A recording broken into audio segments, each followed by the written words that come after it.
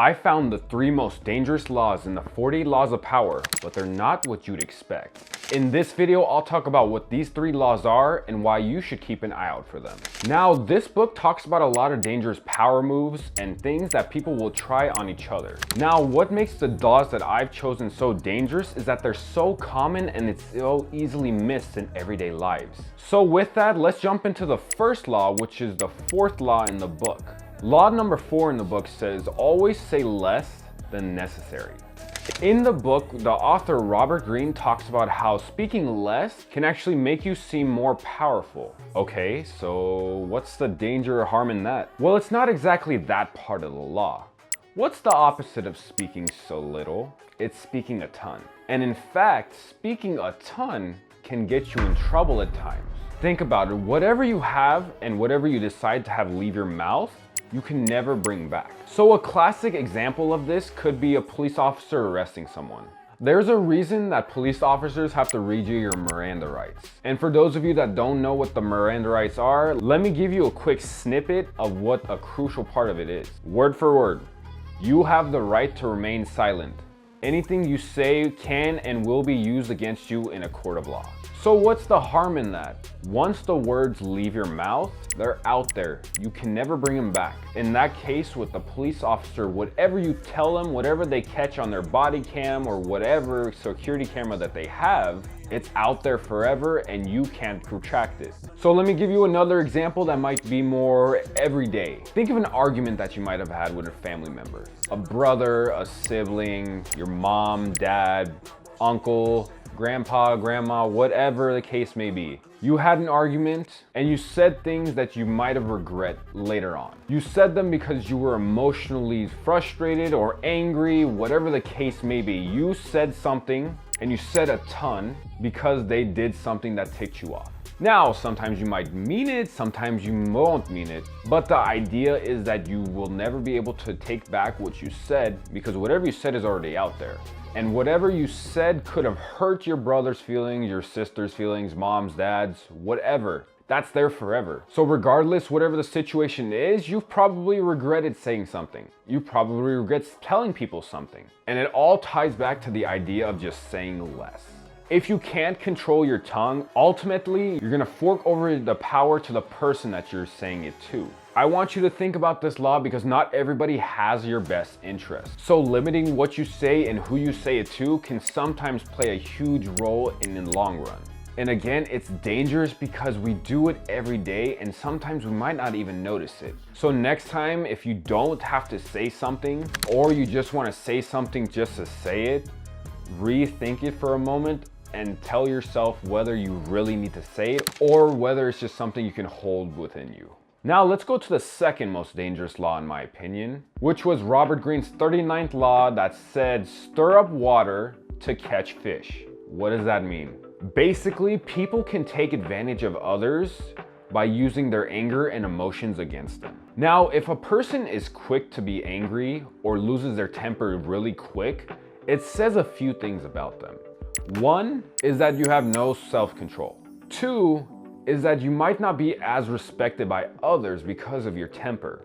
And 3 is that there's a bigger problem beneath that anger or emotional charge. So for example, let's say there are 2 politicians that are debating each other. A common thing that politicians will do is try to bring up a dark or ugly thing that happened in the past of their opponent. So in this instance, let's say one of the politicians does exactly that. They accuse the other politician of taking bribes, and this happened 15 years ago. Now the politician that is being accused has a few ways they can respond. 1, and this is probably what the other politician is hoping for, is to have an emotional outburst or just show that they're angry. That's a lie, that's not who they are. But guess what? That looks bad on them because the minute that they lose their temper, they show their anger, they have no self-control, whatever the case is, that gives more ammunition to the other politician. And that's all because they stirred the water up enough to get that other politician angry and show that they have no sort of self-control. And this is just one example of how people can use your emotions against you. The better idea for the politician is to keep cool, keep their calm, and show that they're not fazed by what the other politician is accusing them of. Getting angry in that situation does nothing good and will only hurt that politician in the long run. Another example could be just an everyday thing like calling customer service. Let's say you have a ton of bills to be paid, and at the end of the month, you can't afford your TV provider.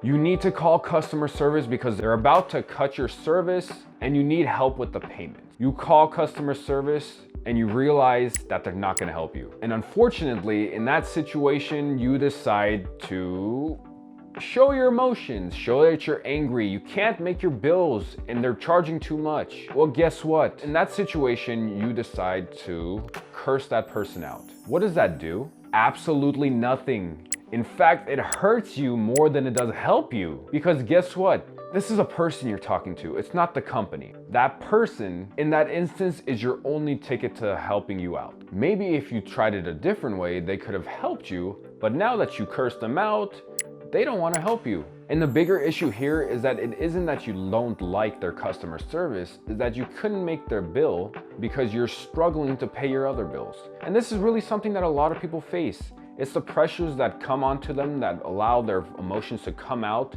and their ugly side to surface. So again, the danger with this law, and something I want you to remember, is that if you don't have any sort of self-control in controlling your emotions, there might be some serious consequences with them. Now with that, let's move into the third and final law, which is law number 40, which means there is no free lunch in the world. Usually, when you hear something is free, there's a hidden motive or something from your end that the other person wants. And this is totally true because for those of you that don't know, I am a marketing student, and this is exactly what they teach us to market to people.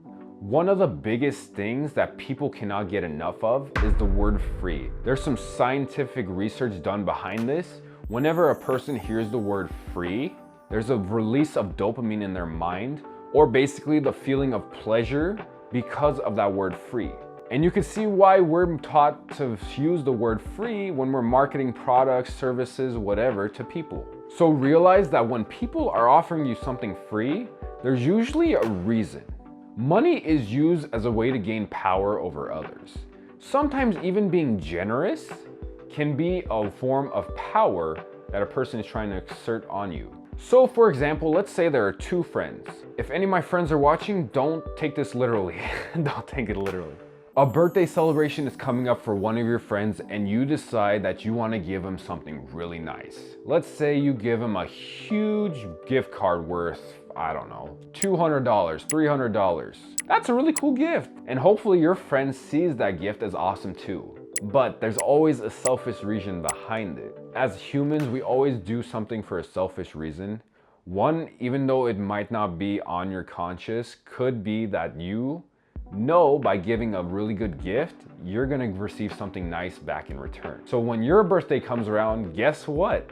You expect something nice too, because it's a form of power. Generosity usually softens people up to be deceived. In this case, there is no deception directly, but you know that you're gonna get something nice in return later. And Robert Greene provides 4 different types of people and the way they use money. The first is the greedy fish. These people are straight con artists. They don't want to have anything to do with you. All they want is your money. 2 is the bargain demon. These people waste so much time trying to find the best deal. And even though they might not be trying to deceive you, they could rub off onto you and eventually cause you to miss out a lot of time finding these deals. 3 is the sadist. These people feel that once they pay you for something or if they give you money, they can treat you however they want. They feel giving you money is a way of asserting power, and they can tell you whatever they want because of the money they gave you. Typically, you want to avoid these people, and I'm sure you'll know exactly when you meet one. 4 is the indiscriminate giver. Now, this one doesn't necessarily have an evil intention, but the way that these people operate is that they give because they want to be admired and loved. That is the whole reason that they want to give. Again, it isn't evil necessarily, but there is a selfish motive behind it because they do want people to admire them and love them.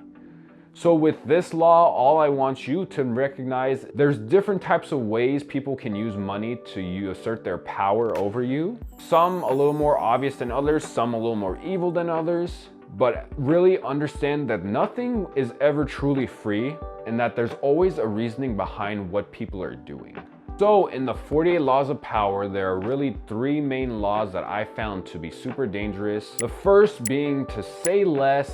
Third is to control your emotions, and the last is to understand that nothing is ever truly free. If you can understand this, you'll be fine in your everyday interactions. These laws truly are dangerous just because of how common they are. Think about it, how common are they in your everyday life? Maybe something that you haven't realized that happens to you, but now that you can think about it a little more, you realize that people do this to you. And maybe you do it to others too and you never just really understood what it was. But hopefully this will allow you to move through life better and help you avoid those traps that people will set in their own interest. So I want to hear what your favorite law was, or if you've read the book, is there a law that's more dangerous than these 3 that I've mentioned to you today?